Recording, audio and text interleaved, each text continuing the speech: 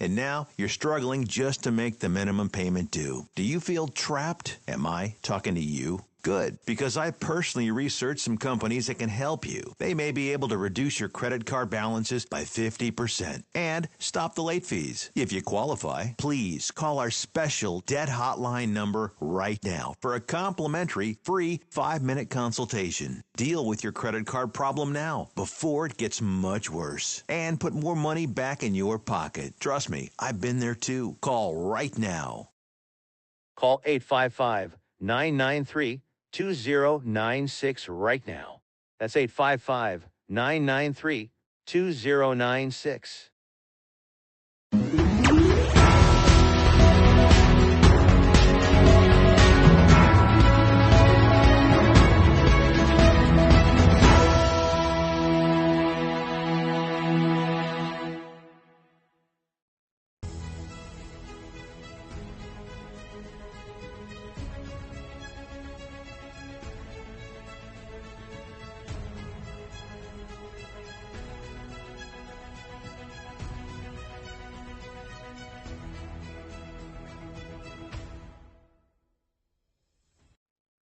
Thanks for turning us on this week, everybody.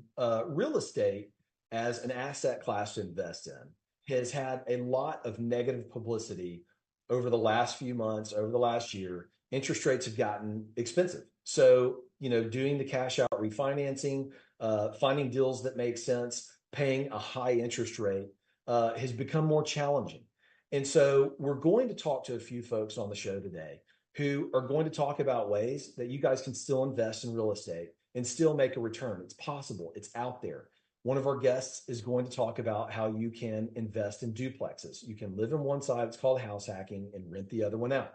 Another one of our guests is going to talk about real estate cost segregation, which is a strategy to increase cash flow on your rental properties. And then we're going to talk about short-term rentals, which short-term rentals, I am very bullish on that strategy as an asset class if you do it right. So we're going to talk to you guys in this show about real estate and how to continue to make money in it, because I think you still can make money in real estate, even though we've got all the negative publicity. And we're going to tell you how. We're going to take a quick break and then we're going to get into it. We'll see you guys in just a second.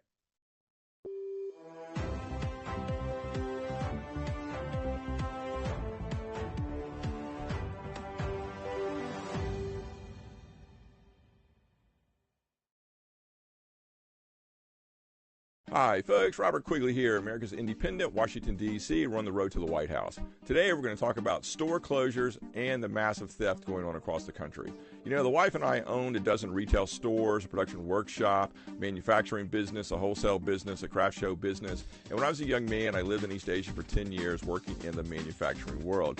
The real problem today is both inflation and we have lost millions of mom and pop businesses. The middle class has been decimated. We have too much business concentration in the hands of big box stores. This is true with the small family farms as well. America is losing its resiliency. We are living on borrowed time as something like war or climate impacts will push America into near or quasi-near anarchy. Let's rebuild the American cottage industry. Go to robertquigleyforpresident.com, donate what you can, join Team America, and together we will make it work for all of us. Paid for and approved by the Robert Quigley for President campaign.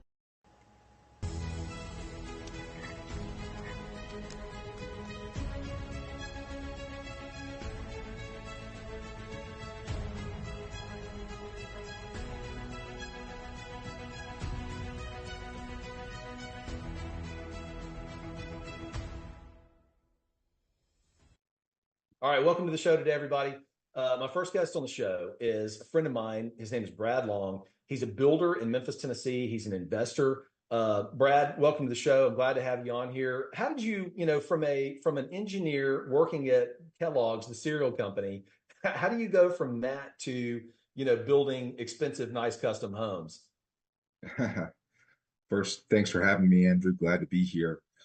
That's a good question. I think, I grew up working in construction, summers in high school, throughout college. My uncle was a contractor. I actually, neighbors on both sides of me growing up were contractors that I worked for.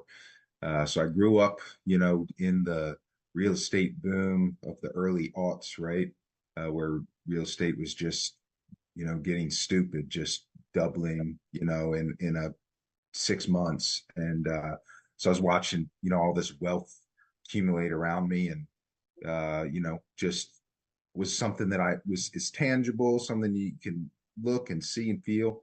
And it's just something that's always interested me. And it's been a kind of a long journey progression from rentals to flips and now new construction, but just always something that I've wanted to do. So glad that I'm doing it.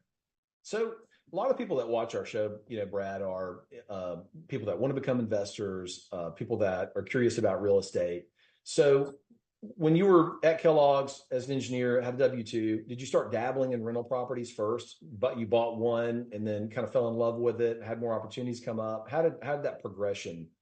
Yeah, I think that, I think this is maybe true for you as well, Andrew, but got started at a great time in real estate, right? I mean,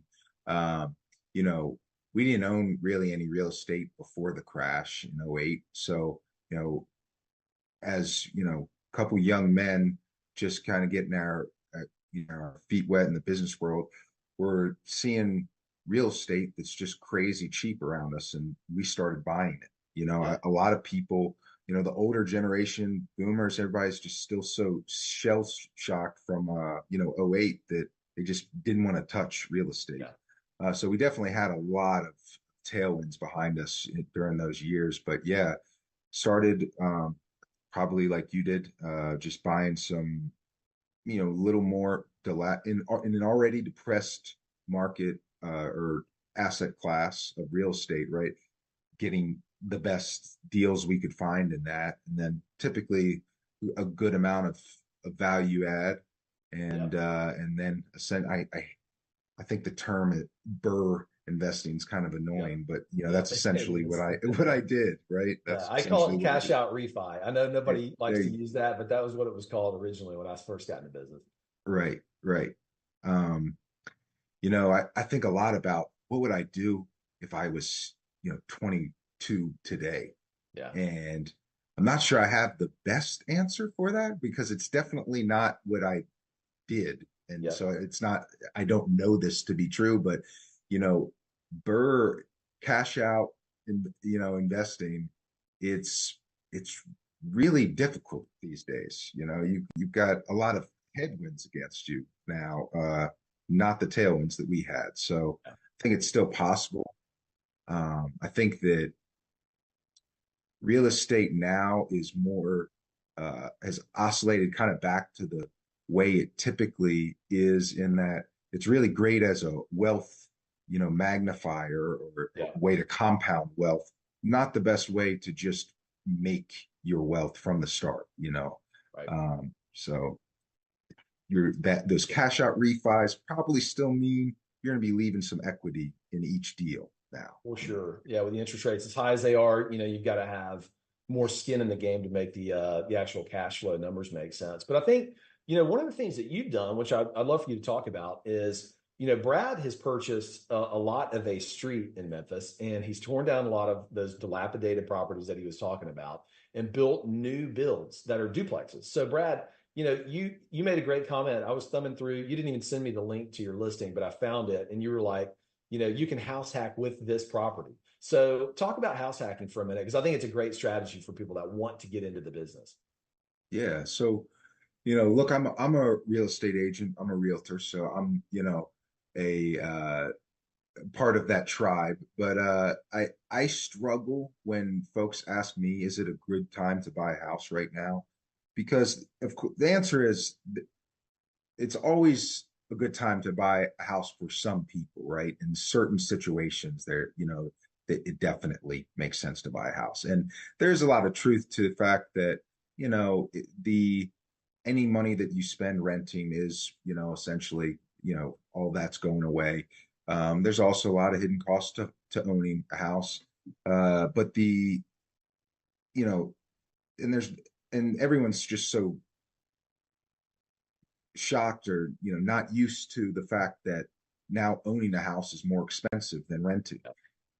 There's no rule. Guess what? There's no rule that says owning a house is cheaper than renting. In the historical average is actually that's the case. It's owning is more expensive. So, but it's a little tough just because of what we know or what we predict that hopefully there'll be some reversion with interest rates that it's just a great time to buy a house.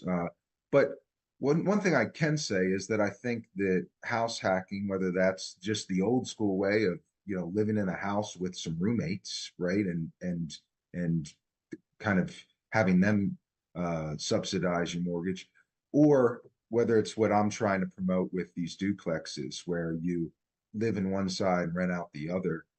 I do think that I can, confidently say that now is a great time to be doing that. So, that was my strategy in pivoting more into this, more kind of the missing middle, as they call it, class of housing. And then also, the recent FHA regulation changes that allow you to put as little as 3.5% down. So I don't feel like the market's really, recognized that yet. But tell us about that. Expand on that a little bit, Brad.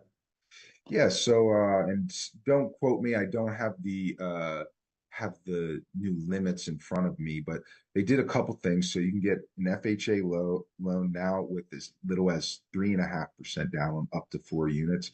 And then also they increased the limits for each unit size. So I think I want to say here in Memphis, like a 4-unit, you can purchase up to it's either 800 or 850,000 on a 4-unit with an FHA loan. So,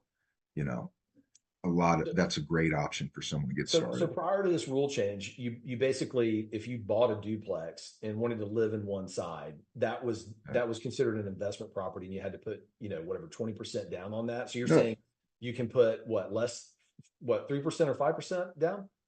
Yeah, I think you could still do an FHA loan, and but you were going to be putting at least 5% down. But I think it's just now that you can get in it for 3.5%. But the bigger thing is increasing the limits as well. Right. Because at least here in Memphis, and I know this is different in other markets, but there's not a lot of higher end in this missing middle, this 2 to 4 unit class, definitely. Right? So that's something I think our market's definitely missing that I wanted to add to that stock there. And but then with that, if before FHA increased the limits, it didn't qualify. So. Yeah, I think it's a good strategy. I mean, look, being able to house hack at all is something that is going to enable you to kind of kick off an investing career. And so there's a lot of, in Memphis and in other communities around the country, I don't know about the coasts, but I know a lot of the smaller, like Memphis, St. Louis, Kansas City, there's a lot of old zoning that was zone duplex. They've torn some of those buildings down. And if you wanted to try your hand at, building something, if you guys are out there as investors, look for zoning that is duplex and find a vacant lot, build something. I mean, I don't think you can go wrong right now because that's a great spot to be in. You got 2 units for the price of 1, essentially. Completely agree. Well, look, Brad, I've got a couple of seconds left, so we'll really appreciate you coming on the show today, talking about some of your experience. I mean, I think being able to leverage a W-2 career into being an investor like you are and a builder is really cool. So let's do this again sometime soon, and we're going to head to a quick break. Everybody, we'll be right back. Thanks, Andrew. Thanks for having me. Sure.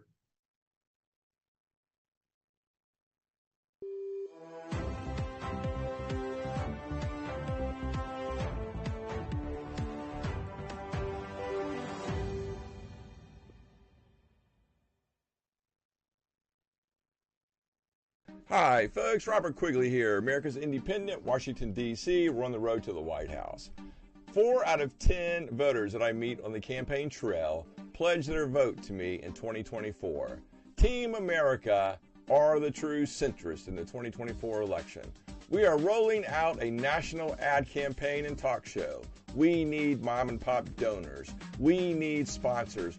Our goal is to inform with facts, lead with solid, indisputable analysis and evidence.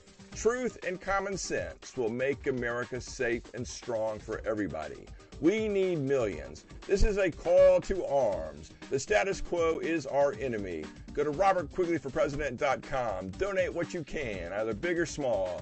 Join Team America. Together, we will make America work for all of us. Paid for and approved by the Robert Quigley for President campaign.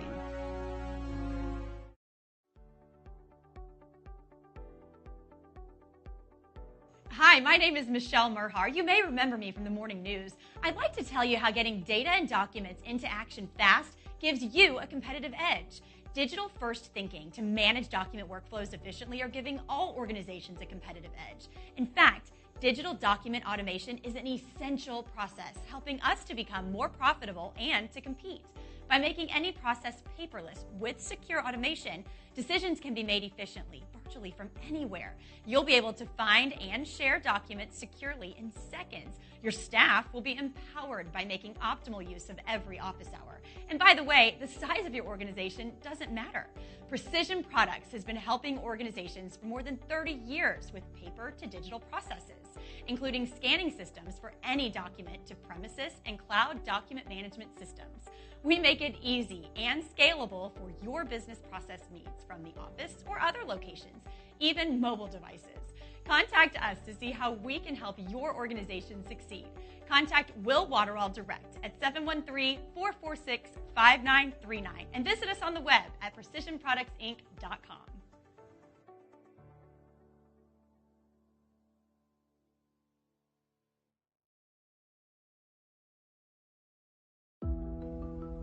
The legal profession is not immune to the disruptive power of artificial intelligence.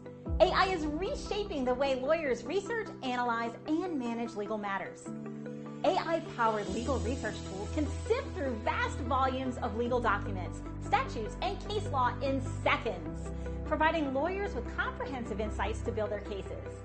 In courtrooms, AI is used to manage and present digital evidence effectively. It can organize and analyze evidence, making complex cases more understandable for judges and juries. In contract review, AI quickly identifies potential risks, inconsistencies, and compliance issues in legal contracts, saving valuable time and reducing human errors. The future of law is being shaped by AI. AI is streamlining legal research, improving courtroom presentations, enhancing contract analysis, and making legal information more efficient and accessible. Data Dive, infinite insights instantly.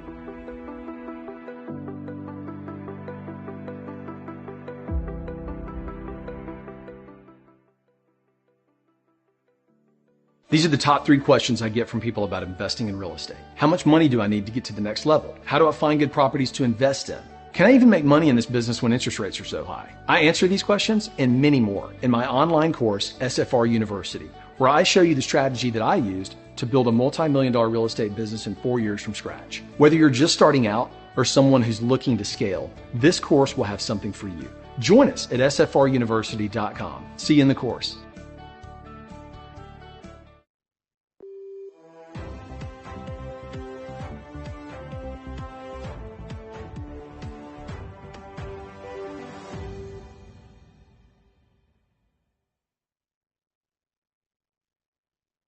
All right, Yona, welcome back to the show. We've got Yona Weiss back with us. He was on the show 6 months ago, and he is a cost segregation expert. And so you've got a full desk, I guess. Everybody's trying to get a lot of studies done on purchases they made in 23 before they file taxes. We might get ours done this year in April, but you probably got a lot to do. What are you kind of busy with, right out of the gates into the new year? Is it multifamily, commercial, apartments? Who's calling you right now, Yona? Oh, you name it. You're absolutely right. This is the busiest time of the year because everyone's trying to get their cost seg study completed before their tax filing. If they're filing timely, March 15th is a big deadline for corporations and multiple member LLCs, and then the April 15th deadline is just around the corner. So yeah, we're extremely busy, but I would say a vast majority of our clients are filing on extension. Yep. Not just because they do that every year, but specifically because there is a law floating around in the Senate right now that may be passed to reinstitute 100% bonus depreciation, Oh, yeah. which would apply back to 2023. So people are just waiting on that filing extension so that they can, be clear when that does get filed. That's actually a smart strategy that I'm ashamed I didn't think about that, but we did. We didn't buy a whole lot in 23, obviously, because the interest rate was so high. Renovated a pretty good bit, but do you feel optimistic about the Senate bill moving through right now? I do absolutely. Obviously, there's a lot of things in this bill. It's not just the 100% bonus depreciation. There are a lot of tax laws. The reinstituting of child tax credits and other things that are extremely beneficial to help spur the economy, which is the whole point of these tax bills. Yep. So I am very confident it passed. It was a bipartisan bill, passed with flying colors through the House from both sides. And so I'm pretty confident that it will get signed into law. It's just, a matter, I think right now they're dealing with, aid to Ukraine and, Israel and things like that. So that's a big bill that's really on the table, taking up a lot of time in the Senate. Yep, sure. And so, for those of you guys that have not followed cost segregation, it's a process where you can accelerate depreciation on your real estate in certain buckets. Won't get into the minutia of it, but it was a declining benefit, right, Jonas? So you had 100% you could take on the bonus in 2022, 80, and then 60 this year. And so what would this bill do? It would take it to 100%, obviously in 23. Would it make it 80%? Does it still affect that? Is it still a sliding scale essentially for a number of years? So the bill would reinstitute it to 80%, and that would apply to 23, 24, and 25. So if it will continue to slide out after that point, it hasn't been discussed. So I think that's yet to be known. However, like you're saying, it is a huge tax benefit to get these accelerated depreciation deductions. I think it was one of the main factors that helped spur the real estate economy, between 2018 and 2022. How do you, for a layperson that, watches the show and is a real estate investor or somebody on the sidelines that just likes real estate, how does cost segregation, accelerated depreciation bonus, how does that benefit a real estate investor? The main benefit is that it's a cash flow strategy. Okay. So everyone knows that income tax is the biggest expense that any individual or business has. And so if you're able to reduce your income tax liability, and that's exactly what cost segregation does, then you have more cash flow to reinvest. And so in an environment where you have opportunities to buy properties, I think it's an incredible strategy to have more cash flow to then go ahead and redeploy, reinvest, create more wealth with that while, in the meantime, not paying, little to no income tax. Right.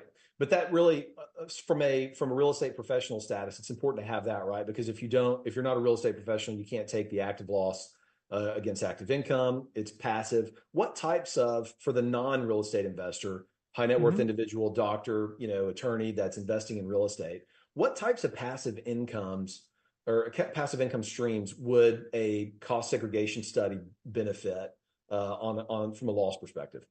So the IRS only defines passive income as rental income. There are some other passive business interests, not including stocks, but if you actually own a portion of a business but are just a passive investor in it, that can be considered passive income. Royalties is the other one.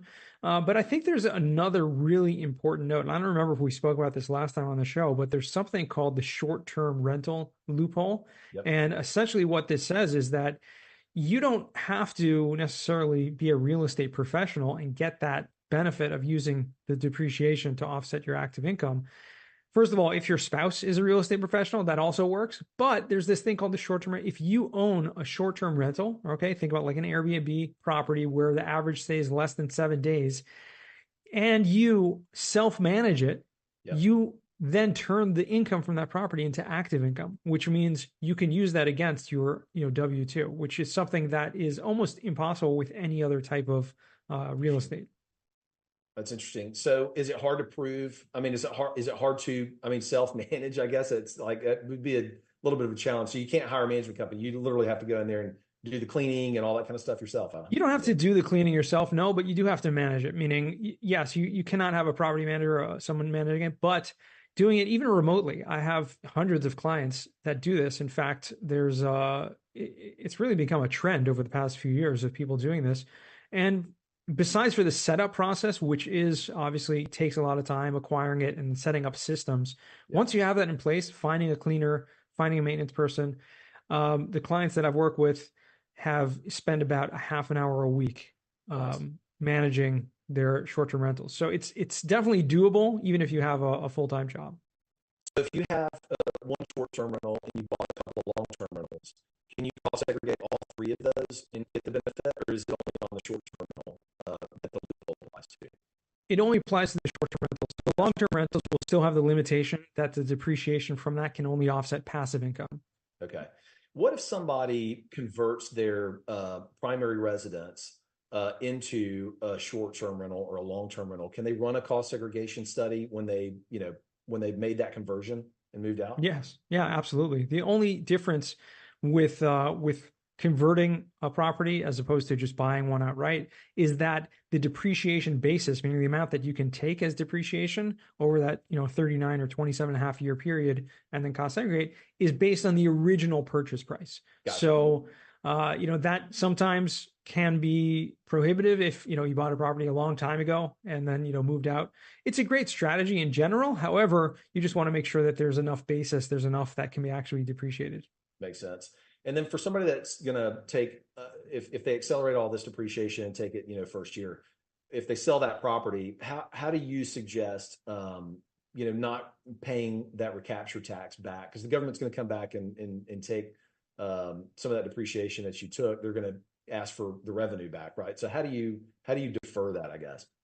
Yeah. So, depreciation recapture tax is a real thing and should be obviously worked into your business plan, how long you plan on holding the property. But there are, like you mentioned, there are ways to defer or even completely offset or eliminate that tax upon the sale. One strategy is through a 1031 exchange. Obviously, we're not going to get into that, but that is a way to not only defer capital gain tax by buying a new property when you sell one, it also defers that depreciation recapture tax. There's another investment strategy called opportunity zones. And this is an awesome, also a new law that was passed in the Tax Cuts and Jobs Act back in 2017. And essentially what this says is that there are certain areas in the country that are opportunity zones, essentially areas that need more development, that are incentivized to redevelop those properties. In return, the investors have a deferment of capital gain tax and as well as depreciation recapture tax as well. And in fact, if held for a certain period of time, it can actually eliminate that recapture tax, not just defer it.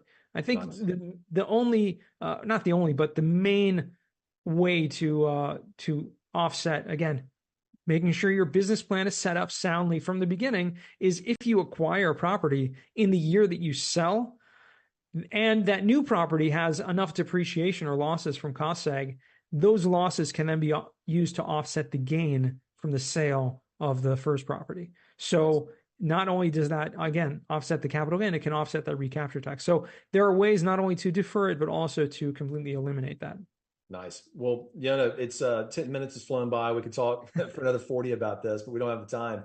But for the folks that have not looked into cost segregation that are watching the show, look, everybody, I think Yona is one of the smartest people in this field that's out there. How do people get in touch with you? I'm active on all the social media platforms, so you can just find me, Yona Weiss, or you can go to yonaweiss.com right there up on the page, and feel free to reach out. We offer a free estimate, a free feasibility analysis for any property. There we go. And look, everybody, for somebody who owns a couple hundred, single family rental properties, we are active in cost segregation. It's a massive, as Yona said, tax strategy for cash flow. You guys ought to look into it. So until next time, Yona, appreciate it. We'll be back from a break in just a couple of minutes, everybody.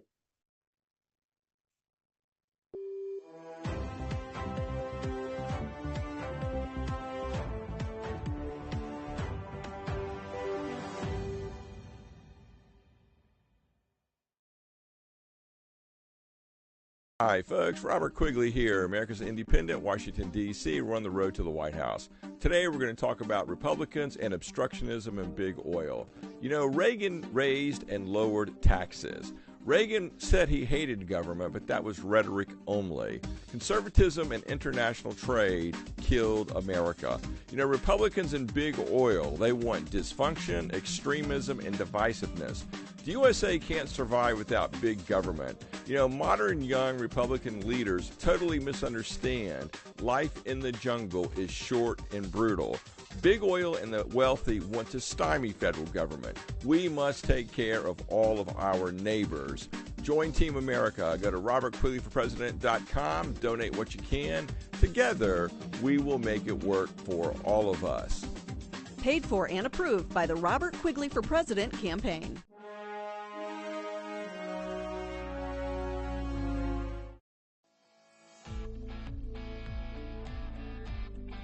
My name is Andrew Glisson. Over the past 4 years, I've built a portfolio of over 200 single-family rental properties that generate over $200,000 a month in income.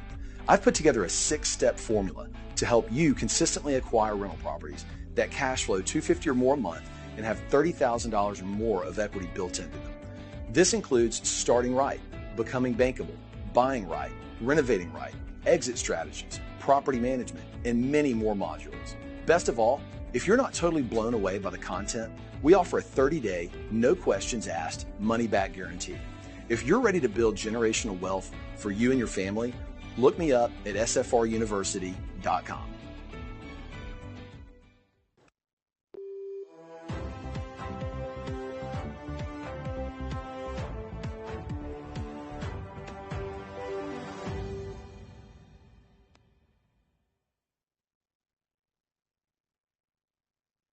Shannon St. Val, welcome back to the show. You're in the Northeast in New York. Is it snowing on you right there? I saw a news report that you guys were supposed to get 8 inches of snow or something like that. Yeah, it was snowing all day yesterday, but fortunately it was just like a quick storm, and so we're out of it now. So, Perfect. but it's always a challenge with your short-term rentals to get your maintenance people out there to pick up the snow so you don't have any liability risk with falls. So yes. Smart. I mean, some of the stuff we don't have to deal with in the South is shoveling sidewalks. So I don't I don't envy the maintenance people. That is not something I want to ever have to do.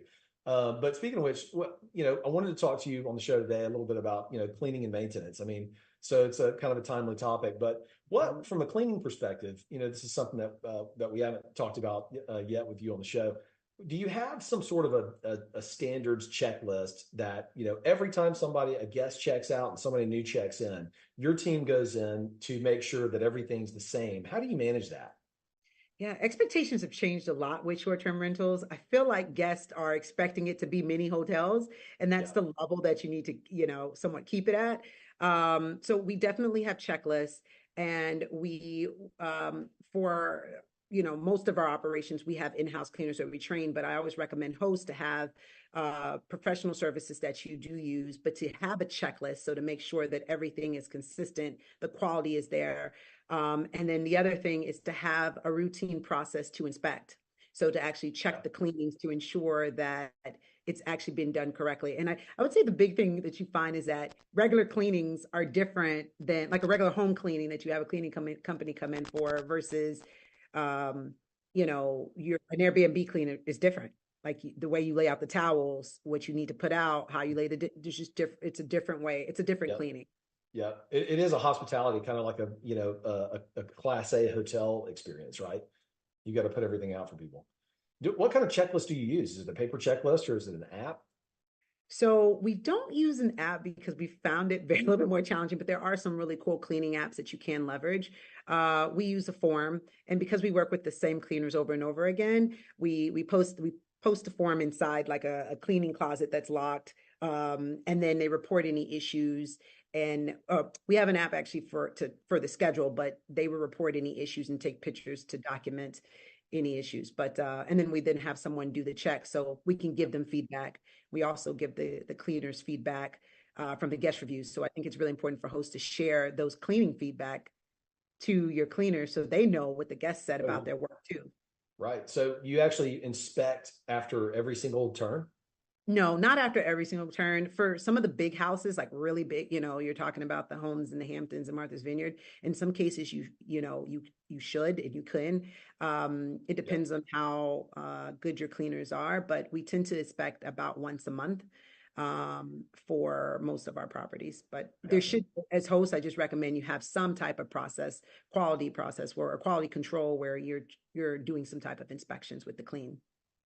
For long-term rentals, it's really important to do a move-in inspection, a move-out inspection. You take lots of pictures, you check a lot of boxes, you analyze the whole thing because you're going against a security deposit. Is that necessary in short-term rentals? Do you do that, or is that really too much work, and it's completely different from a cleaning standpoint? You should Inspection. definitely still have that same process. So even though you're not doing a check, it every single time a new tenant comes in, you should still create a maintenance schedule where you're doing your routine maintenance checks and checking if there's, AC, plumbing, or whatever it may be. Yeah. And the biggest thing is being proactive instead of reactive. So Right. you know that the carpet over time, you can't just have a carpet forever, right? You're going to Right. have to change it. So it's those checks, the same thing you would do if you were it's a long-term rental. You have to paint every 2 to 3 years. There's certain things you need to do, and the standard is a little bit higher. So I would say even more so, definitely more being proactive on the maintenance checks is a bigger deal for short term as opposed to long term. And I've kind of found that short-term rentals, a lot of owners just look at the hospitality side, right? And it's the guest engagement, the 5-star reviews. But you brought up a good point. I mean, maintenance goes a long way in these properties. Doorknobs get loose, shower, door handles and towel racks. So what kind of process do you go through to make sure that stuff for the owner, right? Or for your own properties? I mean, what does that, like, the process look like in the interval that you check those things? Yeah, so depending on the property, we have caretakers or maintenance. In some of the bigger homes, we have like caretakers for the homes, and then for some of the properties, we just have a maintenance person you do quarterly or monthly checks depending on the frequency of how often guests are coming in, and we make them document it. We also have like checklists based on the season, like, okay, during the fall, we need to clean out the gutters, we need to do the lawn, we need to pull in the outdoor furniture. So all those checks and keeping record of that is extremely important. And it's, so we're being held accountable to the owners and ensuring that there's, we're losing anything or falling by the wayside, because it can totally impact your reviews. Massively. So I guess the owners are really hiring you guys to manage every single bit of that then. So you take it on as, we're going to manage the hospitality side of the business and the maintenance side. So you're really doing everything, one-stop shop, sounds like. Well, because we're property managers. So we're managers. We don't actually do the maintenance. So we'll coordinate with their maintenance person. And that's the same, like so instead of you going to go run out to go find your own maintenance person, working with the manager, they'll help coordinate that and quarterback those, help make those decisions. So, yeah. Yeah. And do you find that, what are some of, out of curiosity, what are some of the proactive things that you could get ahead of that you seem to always run into on, maintenance issues? Wear and tear on, like I said, carpet, painting, that you should just go ahead and just proactively do. Changing out light bulbs. Surprisingly, like, we know, like, you're just checking if the light bulbs are being done. Yeah. Or change out, and then you get there and the guests like, there's no light, and then they think it's an electrical issue, and come to find out, oh, just a light bulb needed to be changed out. That's also funny. What's interesting is, like, I think nowadays furniture is not as sturdy as it used to be. So like the stools will get loose. You just have to tighten up the stools, and those are just basic maintenance things that you just need to do. Yeah. Is there more wear on furniture in short-term rentals? I mean, do you have a plan, like every 10 years we're trashing all the stuff and putting new stuff in? Is it that often? Not okay. And this is challenging because every furniture has a different life, and that's true. We just recommend that the owners every year, we recommend that they do a little refresh, on some part of the house. Right. So you're not having to do it all at once.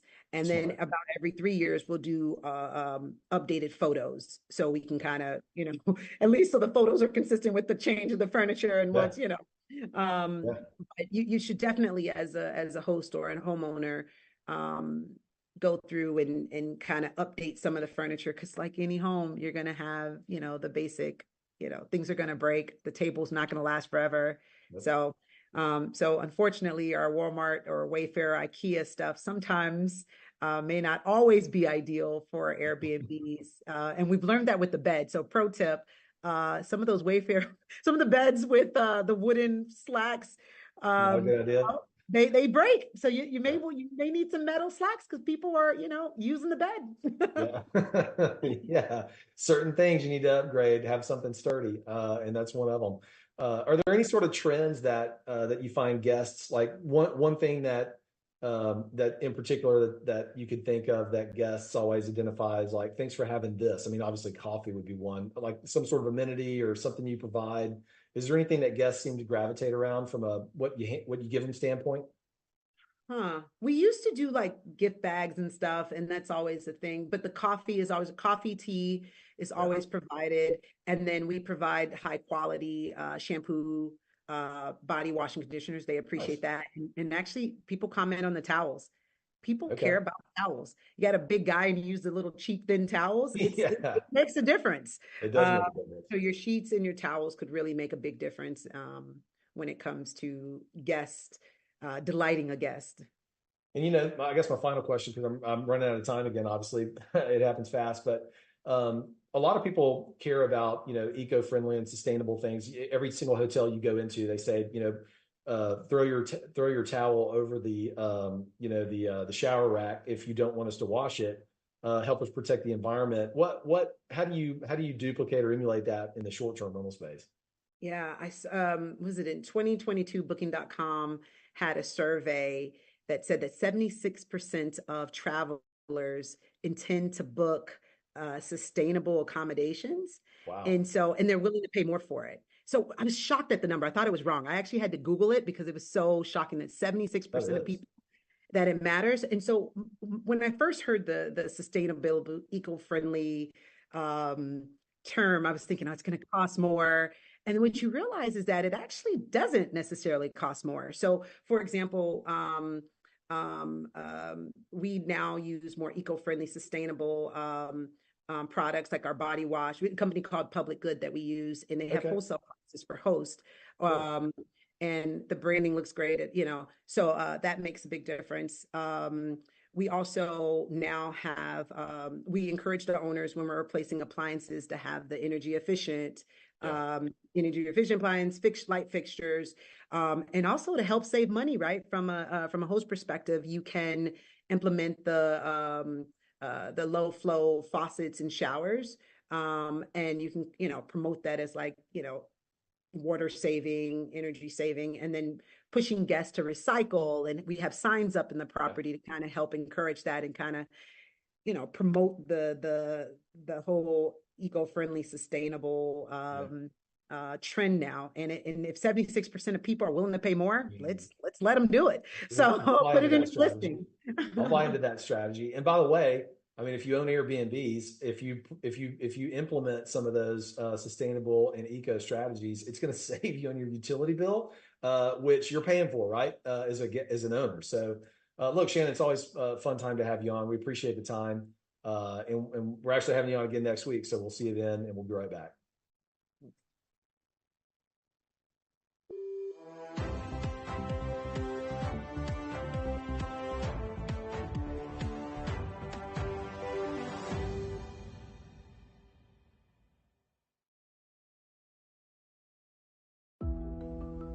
The legal profession is not immune to the disruptive power of artificial intelligence. AI is reshaping the way lawyers research, analyze, and manage legal matters. AI-powered legal research tools can sift through vast volumes of legal documents, statutes, and case law in seconds, providing lawyers with comprehensive insights to build their cases. In courtrooms, AI is used to manage and present digital evidence effectively. It can organize and analyze evidence, making complex cases more understandable for judges and juries. In contract review, AI quickly identifies potential risks, inconsistencies, and compliance issues in legal contracts, saving valuable time and reducing human errors. The future of law is being shaped by AI. AI is streamlining legal research, improving courtroom presentations, enhancing contract analysis, and making legal information more efficient and accessible. Data Dive, infinite insights instantly.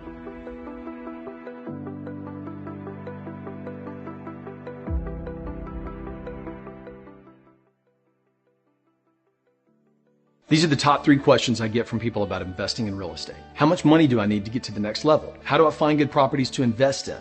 Can I even make money in this business when interest rates are so high? I answer these questions and many more in my online course, SFR University, where I show you the strategy that I used to build a multi-million-dollar real estate business in 4 years from scratch. Whether you're just starting out or someone who's looking to scale, this course will have something for you. Join us at sfruniversity.com. See you in the course.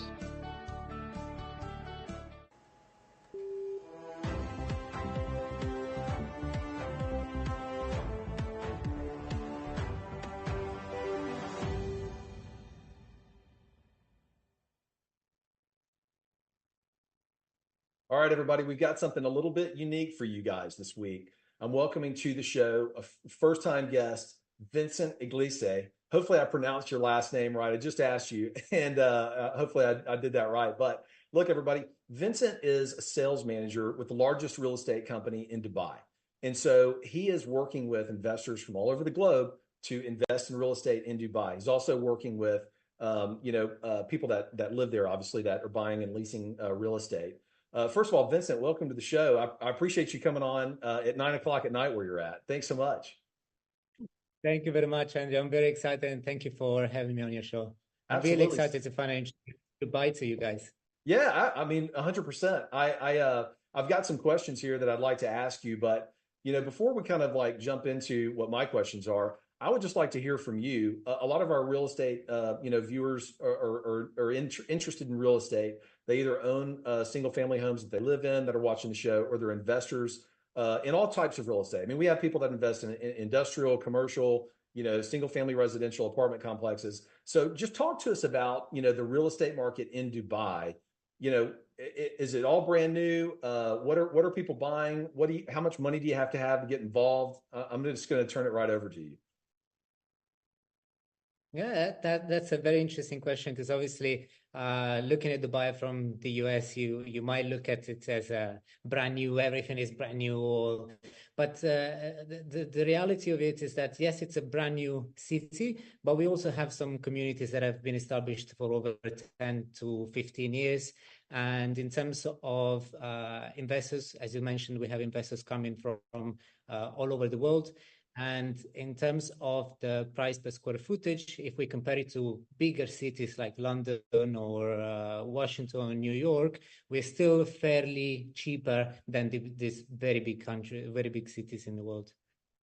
How do you price? So Dubai real estate, if you're looking at somebody wants to come in and buy a condo in a nice building, I guess the rule of thumb for the United States investors are you really need to make 1% in rent for of the purchase price. Is it similar in Dubai? Can you achieve that if you spend X on acquiring the asset? Can you get 1% from a rental price per month? Well, all I can tell you is that I have clients where their return on investment on a rent would be around 5%. And they would complain to me because they want more. Dubai is a very speculative market in terms of buying and putting on rent. 5% is some sort of average for a long-term rent. In certain areas, you can achieve a little bit more. And obviously, if you use the short rental business like Airbnb, you can inspire to achieve even 10% return on your purchase price. Interesting. How does the short-term rental business work in Dubai? Is it heavily regulated, or is it pretty easy to set up a short-term rental Airbnb? I know that there's some cities or countries where they give you some sort of cap in terms of how many days you can rent the property for throughout the year. There is no such regulation in Dubai. You can rent it throughout the year. You have holiday management companies that will take care of everything A to Z, from cleaning, check-in, check-out, and everything. They usually take on average 20% of the profit, where you keep 80% of it, and they basically do absolutely everything for you. Yep. How has the real estate market fared over the last, five years in Dubai? Has it appreciated a lot? Is it a cool market now? Is it a hot market now? What are the market dynamics there? Well, the market has been changing a lot. Every year it changes drastically, considering what is happening all around the world. What I always say is that a few years ago, whenever the property market was crashing all over the world, it was happening the same in Dubai. But right now, Dubai has positioned itself as this safe haven, and with this goal of making the market so much more transparent and regulated, it's attracting many more high net individual and many more investors from Europe and all around the world. That's interesting. So would you consider most of the sales that you do, are they residential sales? Yeah, I focus on secondary market, and it's mostly residential. Yes, the main sales here, it's either off plan, so when you buy directly from a developer, or you can buy secondary market, so you buy from a person that has bought from the developer. Obviously, when you buy off plan, you have a very convenient payment plan with the developer. In most cases, you have a payment plan until handover, so until you get keys, and you also have a post-handover payment plan, up to 5 years post-handover payment plan. So these are installments that you effectively pay directly to the developer, free of interest. Or you have the secondary market when you are taking over the existing payment plan from the previous owner, and you buy a property that is probably close to completion or completed. How does somebody, that lives in the States, if they want to buy $1 million condo in Dubai, do they engage a local lender in Dubai, or do they use a lender internationally? So in most cases, we don't use mortgages as much as they do it abroad, especially because of the easy payment plan that the developers will give you, that will allow you to buy without paying interest to the bank. But if you really want to use a lender, you want to buy with a mortgage, then you can use the mortgage provider here in Dubai, and you can get a mortgage as a foreign buyer. Obviously, the interest rate is not as good as if you're a resident, but it's still doable. What would the term look like for an international investor? Like the term, the rate, interest rate on a mortgage in Dubai? Yeah, it can vary between 4 to 6%. It depends whether you're self-employed or if you are employed by a company. It all depends on your age, your nationality, many factors, but it's usually between 4 to 6%. Okay. And for a residential property, are these 30-year mortgages? Or are they 20? What does the term look like? Yeah, it's around 30 to 35 years. Oh, wow. Okay. Nice. And what's the development trend in Dubai? Is it expanding? Is the city expanding, or are they knocking down lower density buildings and building higher density buildings? So there's a big trend going on for the past few years. Whereas before we were building towers, so you would invest in a tower. Right now we invest and we believe in communities. So there are big developers that will build proper communities with shops, restaurants, bars, and everything. So we no longer sell towers and buildings; we sell communities. Nice. We've only got a couple minutes left, but I saw a news article the other day that they were auctioning off a license plate for several $1 million, because the license plate had a low digit on there. What's the license plate issue in Dubai? Why are they so expensive? Well, in a city where you drive around and most people drive Lamborghinis and Ferrari, the only way for high net individuals to differentiate themselves to other high net individuals is number plates. So they will fight with each other for whoever has the smallest digit number plate, which is funny, I think. I love it. I love it. And by the way, everybody, for those of you watching, it can be several $1 million. I have a friend of mine that has a house in Dubai, has a Lamborghini, and I think his license plate number is like 36 or something like that. It's $1 million license plate. I mean, it's a different situation. Very funny. Well, look, Vincent, I really appreciate you Yes, coming it is on the indeed. show. I didn't really hit like all the bullet points that I had, but it's a super interesting market. I'd love to have you back on the show. And I think for those of you guys that are on social media, you should follow Vincent because he's got a great social media platform. He's just showing beautiful places, and Dubai's a beautiful city. So Vincent, where should people, what's your Instagram handle so people can find you? Yeah, my Instagram handle is Vincent Beachfront, and I tend to be as active as possible there. I'm not the usual real estate agent that would just talk about serious stuff and serious real estate. I believe in being a little bit funny with my content, so I tend to mix funny content with professional content. So yeah, the best way to find me is through my Instagram. Love it. Vincent, thanks again. We'll see you again soon. And we'll be right back, everybody. I'm going to head to just a quick break and we'll be with our last guest. Thank you, Andrew.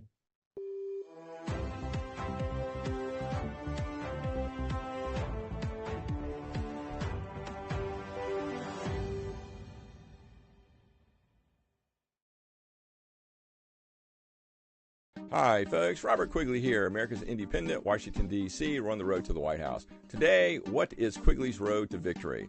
49% of all Americans are registered independent. 75% hate Democrats and Republicans, including Biden and Trump. The status quo has caused all of the problems that we see around us. Everything from abandoned towns, decaying industrial properties. We must change. George Washington warned 250 years ago that if we go down the road of party politics, it will end in tribal warfare and nothing will happen. You know, Americans love the underdog. 65% of Americans do not want a politician in the White House. 65 to 70% of Americans want someone in their 50s. Americans want common sense solutions. Highly educated, experienced folks from the trenches. Join Team America. Team America has your back. Go to robertquigleyforpresident.com, donate what you can, and together we will make it work for all of us. Paid for and approved by the Robert Quigley for President campaign.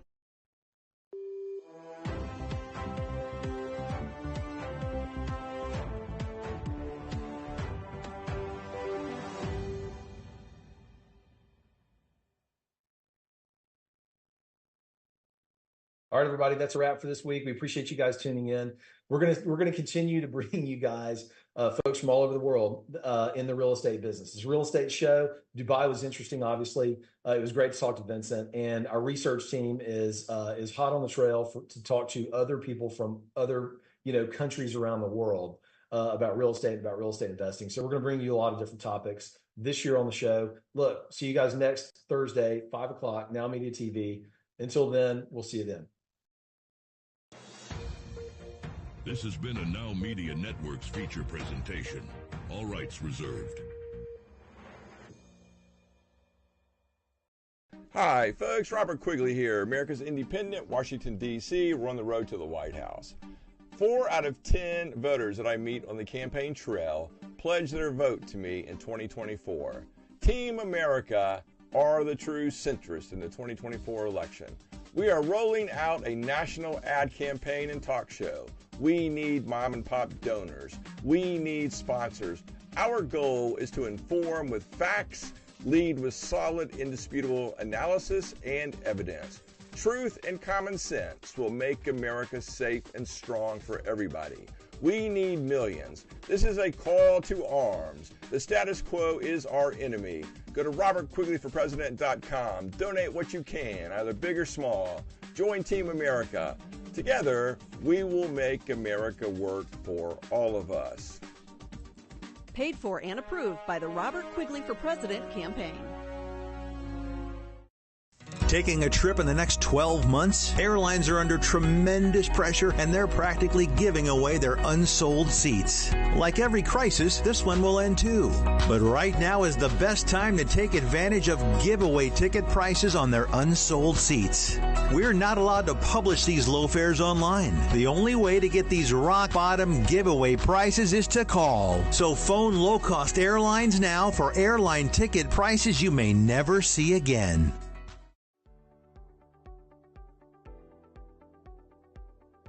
Hi, my name is Michelle Merhar. You may remember me from the morning news. I'd like to tell you how getting data and documents into action fast gives you a competitive edge. Digital-first thinking to manage document workflows efficiently are giving all organizations a competitive edge. In fact, Digital document automation is an essential process, helping us to become more profitable and to compete. By making any process paperless with secure automation, decisions can be made efficiently, virtually from anywhere. You'll be able to find and share documents securely in seconds. Your staff will be empowered by making optimal use of every office hour. And by the way, the size of your organization doesn't matter. Precision Products has been helping organizations for more than 30 years with paper to digital processes, including scanning systems for any document to premises and cloud document management systems. We make it easy and scalable for your business process needs from the office or other locations, even mobile devices. Contact us to see how we can help your organization succeed. Contact Will Waterall direct at 713-446-5939 and visit us on the web at precisionproductsinc.com.